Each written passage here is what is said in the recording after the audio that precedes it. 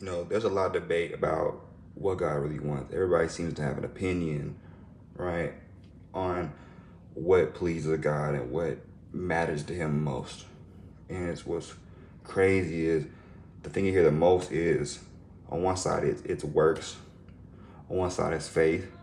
There's those talking about no, it's faith with works, right?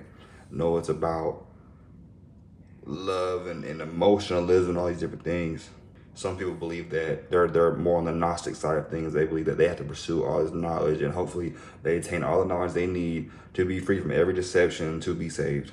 There are people that think that the Holy Spirit, the evidence of the manifestation of the Holy Spirit in your life is some sort of like sensation, like sensationalism.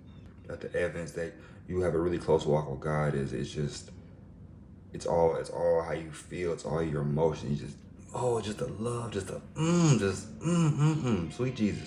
One thing that I've learned about getting closer to God, or being in a place in my life where I know that I'm close to God, right? He's close to me, is I'm always in a state of awe.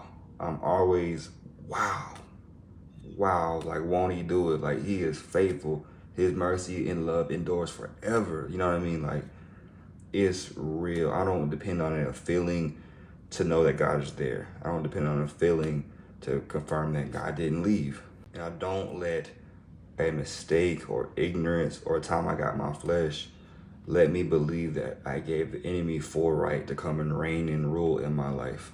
Believing that has caused me to abide to the point where it doesn't allow the enemy to come reign and rule in my life anymore, because my beliefs are rooted in only what God said. I don't focus on what's happening in the world or people's opinions or what the devil's doing here or what he did there. I look back at what God's done for me, and that strengthens me, and it helps me continue to grow in faith and in love and continue to work on the things God gave me to work on. So if you want to stay close to God and know God's close to you, focus on the things that matters most to Him, right? It says you delight yourself in the Most High, right? He will give you the desires of your heart. When you delight yourself in those things, what you're really doing is you're learning to love what He loves and hate what He hates. You're receiving and accepting God's value.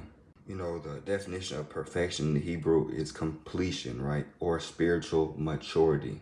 So no, it's not about emotionalism. It's not about a sensation. It's about getting to a point where you know what you know.